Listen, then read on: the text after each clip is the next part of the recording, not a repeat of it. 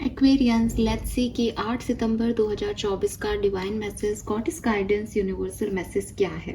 आज यूनिवर्स आपसे क्या कहना चाहते हैं, आज के दिन आपको किस बात का ध्यान रखना चाहिए।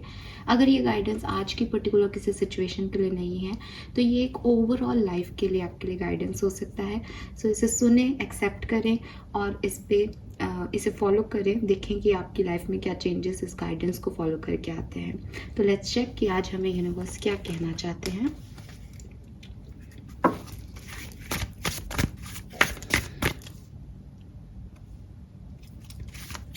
ऑलराइट, 8 सितंबर 2024 डिवाइन एनर्जीज प्लीज मुझे बताइए कुंभ राशि के लिए मैसेज क्या है।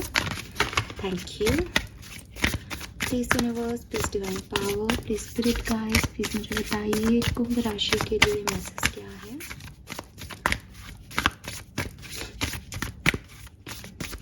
Alright, please come and guide me, कुंभ राशि के लिए मैसेज क्या है।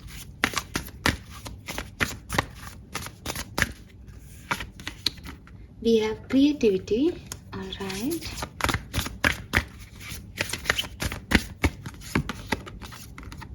Wow, we have playfulness. कितना प्यारा इमेज है।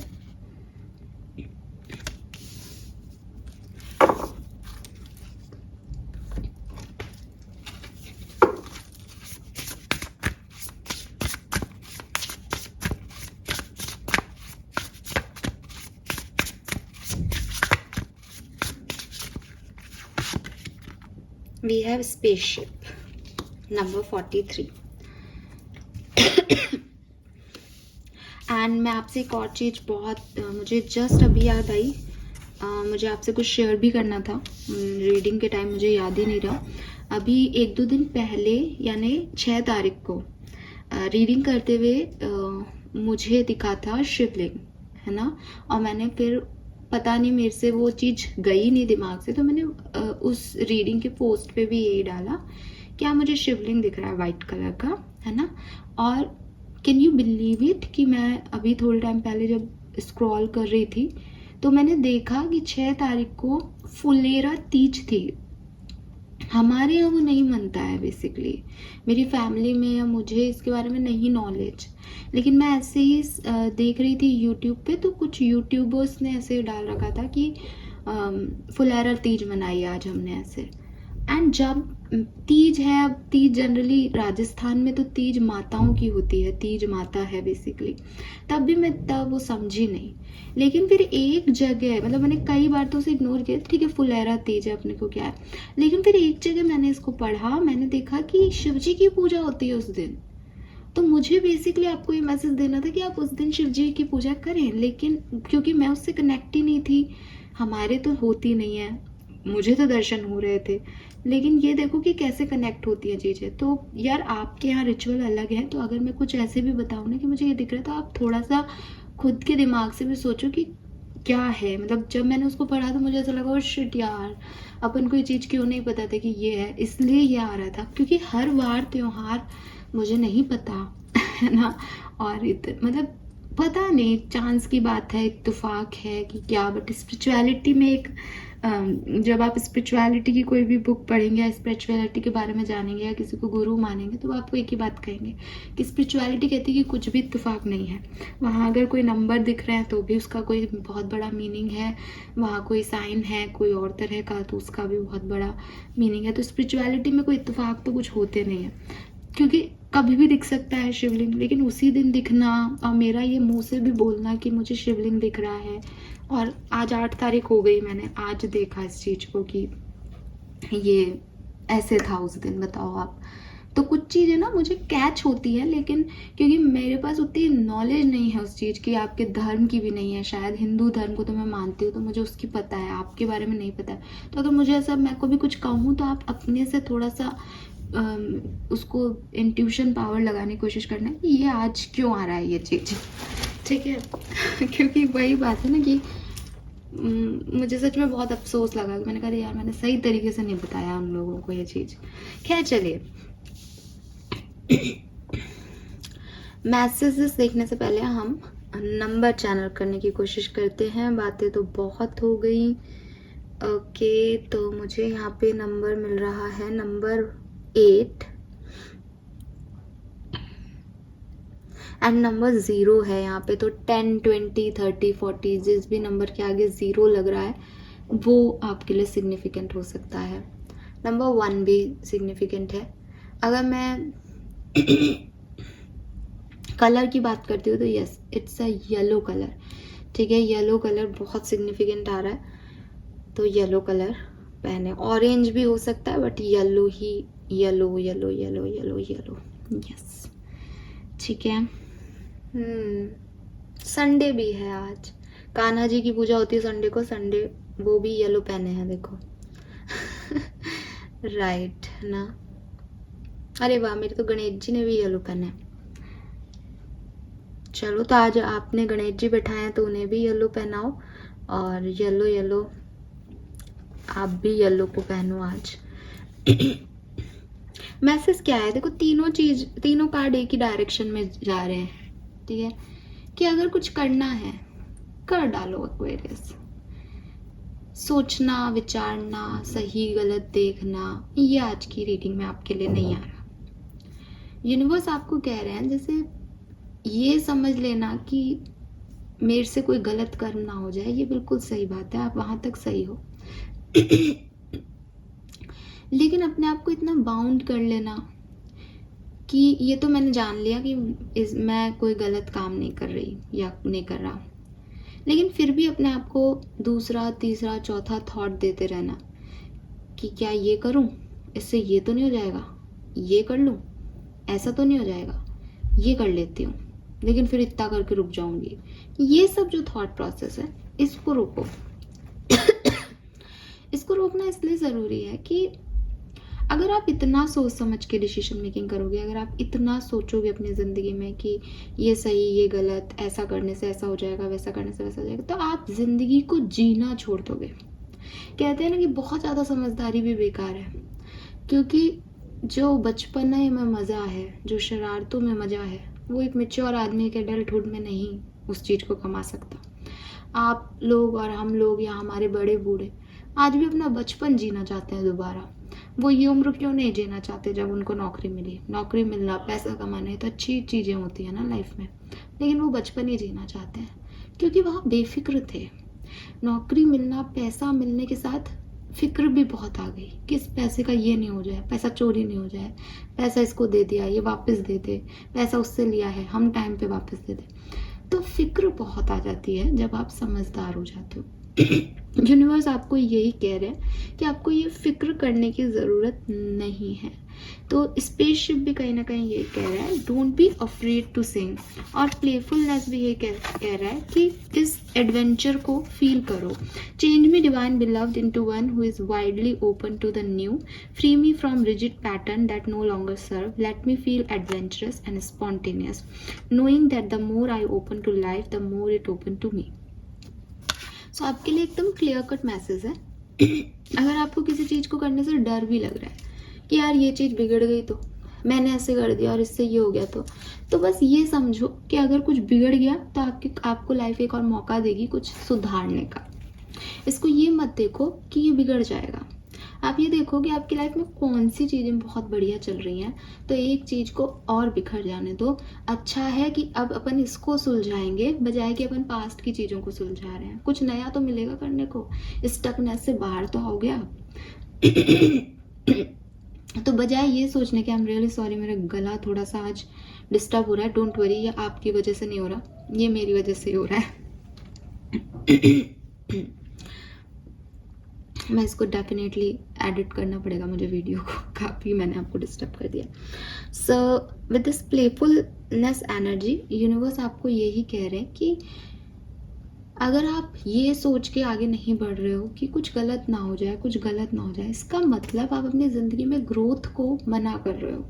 क्योंकि ग्रोथ सिर्फ सही से नहीं आती, ग्रोथ नहीं सही से भी आती है। नहीं सही का मतलब है कुछ ना सही होने से भी ग्रोथ होती है, क्योंकि उससे आपको लर्निंग मिलती है, उससे आपको एक्सपीरियंस मिलता है।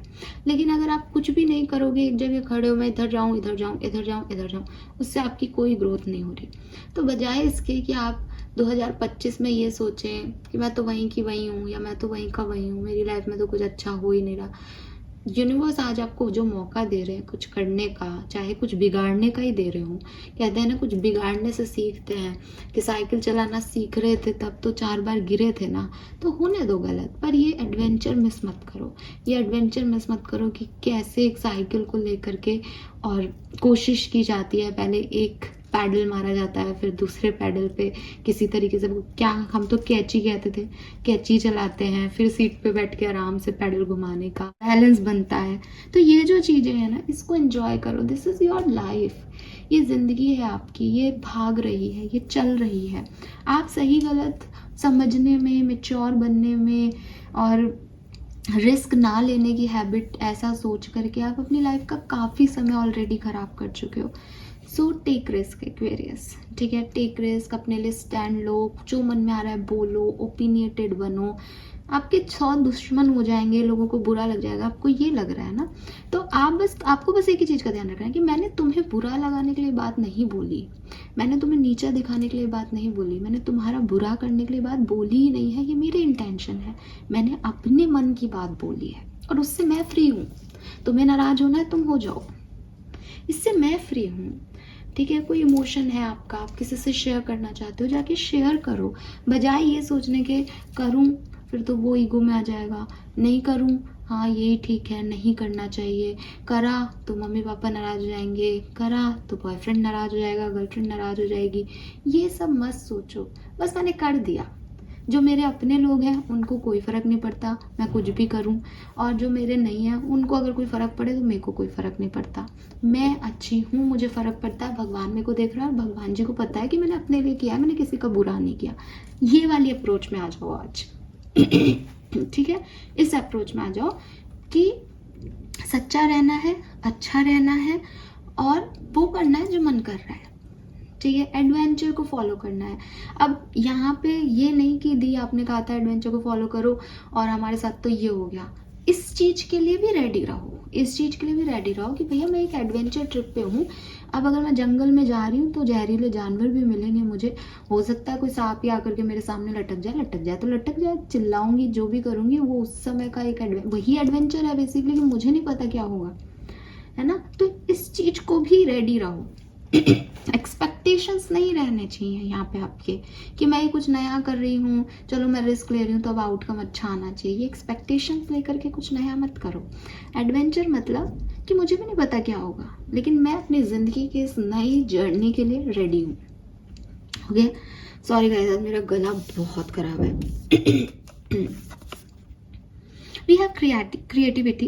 Change me, divine beloved, into one who honor my deepest creative passion. Need help me value the talent you have given, both known and unknown. And दूसरी चीज़, अपनी क्रिएटिविटी पे फोकस करो।